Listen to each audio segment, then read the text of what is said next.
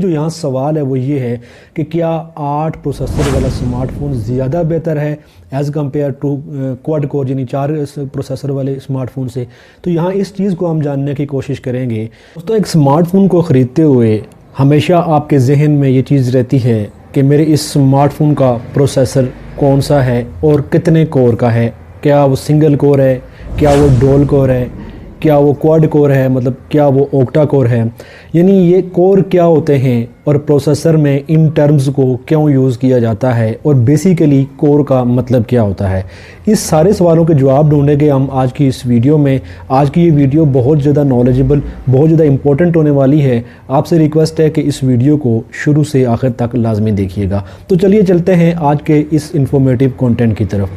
दोस्तों, smartphone technology में जब स्मार्टफोन जो लेटेस्ट टेक्नोलॉजी आ रही है और स्मार्टफोन बनाने वाली कंपनियां भी जो हैं वो जिद्दत इख्तियार कर रही हैं, तो स्मार्टफोन्स में जो प्रोसेसर होता है, जैसे कि आपको पता है कि प्रोसेसर का किरदार, चाहे वो लैपटॉप हो, चाहे वो कंप्यूटर हो, चाहे वो स्मार्टफोन हो, प्रोसेसर का किरदार बहुत ज़्यादा इंपॉर्टेंट होता है। अगर दूसरे और आसान अल्फाज में अगर इसकी अहमियत को समझा जाए तो प्रोसेसर का किरदार एक स्मार्टफोन में ऐसा ही होता है जैसे कि एक इंसानी जिस्म में दिल का किरदार होता है। यानी प्रोसेसर आपके पूरे स्मार्टफोन के सिस्टम को ऑपरेट कर रहा होता है, उसको प्रोसेस कर रहा होता है, इसीलिए उसको प्रोसेसर कहा जाता है। अब प्रोसेसर्स में भी मुख्तलिफ़ कैटेगरीज़ हैं। सबसे पहले है कि single core processor, dual core processor, quad core processor, octa core processor. ये कोर क्या चीज़ हैं और इनको कोर क्यों कहा जाता है। दोस्तों, यहाँ जो बात समझने वाली वो ये है कि जो सिंगल कोर है उसका मतलब ये है कि यहाँ आपके स्मार्टफोन में एक ही प्रोसेसर है और वो उस पर आप सारी चीज़ें जो है वो एक ही वक्त में चला रहे हैं। चाहे वो कोई एप्लीकेशन चला रहे हैं, चाहे व्हाट्सएप यूज़ कर रहे हैं, चाहे फेसबुक यूज़ कर रहे हैं, चाहे कोई ऑडियो सुन रहे हैं, कोई वीडियो देख रहे हैं, वो आप एक ही प्रोसेसर में सारे चीज़ें जो है आपका प्रोसेसर आपको करके दे रहा है। लेकिन वो जब एक प्रोसेसर इतनी सारी चीज़ों को एक ही वक्त में चलाएगा तो उस पे जो वर्कलोड बढ़ता है तो उससे आपकी फ़ोन की जो परफॉर्मेंस है उसके ऊपर असर पड़ता है और उसकी स्पीड जो है वो भी स्लो हो जाती है। इसीलिए इस चीज़ को देखते हुए फिर दूसरा डुअल कोर बनाया गया, यानी एक प्रोसेसर के साथ दूसरा प्रोसेसर जो है वो बनाया गया, यानी उसको कोर में डिवाइड कर दिया गया प्रोसेसर को कि डुअल कोर प्रोसेसर। यानी कि आपके एक स्मार्टफोन में 2 प्रोसेसर लगे हुए हैं, ठीक है। अब जो है वर्कलोड एक प्रोसेसर से बिल्ड होता हुआ आप दूसरे प्रोसेसर पे चला गया है, यानी 2 प्रोसेसर मिल के आप वर्कलोड तकसीम कर रहे हैं आपके स्मार्टफोन में। इसी तरह तीसरा जो है उसकी टेक्नोलॉजी को फिर जो है डेवलप किया गया और क्वाड कोर प्रोसेसर लगाया गया, यानी आपके स्मार्टफोन में 4 प्रोसेसर लगे थे, यानी कि उनको कोर में डिवाइड कर दिया गया।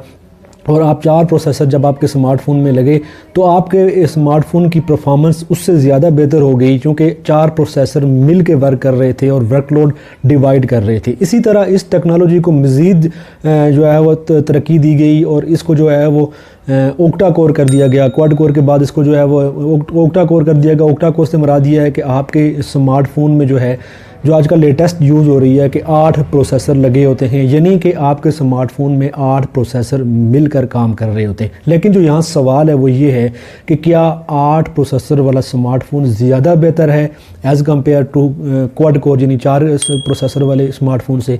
तो यहाँ इस चीज़ को हम जानने की कोशिश करेंगे कि अगर 4 प्रोसेसर वाला स्मार्टफोन जो है जिसमें आपके 4 क्वाड कोर है, अगर उसके जिस टेक्नोलॉजी को हमने देखना होगा कि किस टेक्नोलॉजी के बेस पर है कि, और जो 8 प्रोसेसर वाला आपका जो प्रोसेसर है वो किस टेक्नोलॉजी की बेस पर है, यहाँ हमने टेक्नोलॉजी को भी देखना होता है और किस गीगाहर्ट्ज़ पे जो है वो काम कर रहा है, ठीक है।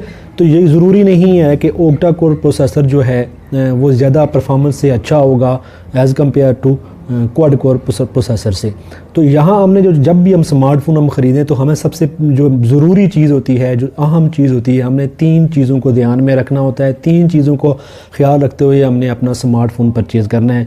अगर आपका प्रोसेसर जो है वो क्वाड कोर है या ओक्टा कोर है, लेकिन जो चीज़ हमने ध्यान में रखनी है वो ये है कि उसके कोर कितने हैं, ठीक है, और कितनी गीगाहर्ट्ज़ स्पीड पे वो काम कर रहे हैं। ये सबसे इम्पोर्टेंट चीज़ है। अगर आपका एक क्वाड कोर प्रोसेसर जो है वो ओक्टा कोर प्रोसेसर से उसके गीगाहर्ट्ज़ स्पीड जो है वो ज़्यादा है, तो वो जो है ओक्टा कोर प्रोसेसर से ज़्यादा बेहतर है, क्योंकि उसकी काम करने की रफ्तार जो है वो ओक्टा कोर से बेहतर है।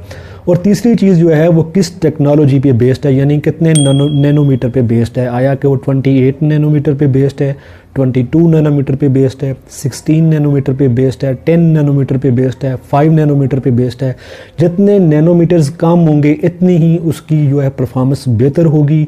और क्योंकि जितने उसमें कैपेसिटी आपके प्रोसेसर में जो है वो स्पेस ज़्यादा मिलेगा उसको, इतने ही जो है उसकी परफॉर्मेंस भी बेहतर होती जाएगी। तो यहाँ जो इम्पोर्टेंट चीज़ देखनी होती है कोई भी स्मार्टफोन परचेज़ करते हुए, जब आप उसका प्रोसेसर देखते हैं तो प्रोसेसर में आपने 3 चीज़ों को कंपेयर करना होता है, 3 चीज़ों को आपने देखना भी होता है कि ये कितने कोर पे डिवाइडेड है इसका प्रोसेसर, ठीक है। और दूसरी चीज़ ये है कि इसकी जो कितनी गीगाहर्ट्ज़ स्पीड उसके ऊपर लिखी भी होती है, आपके जो स्पेक जहाँ लिखे होते हैं वहाँ उसकी स्पीड भी लिखी होती है।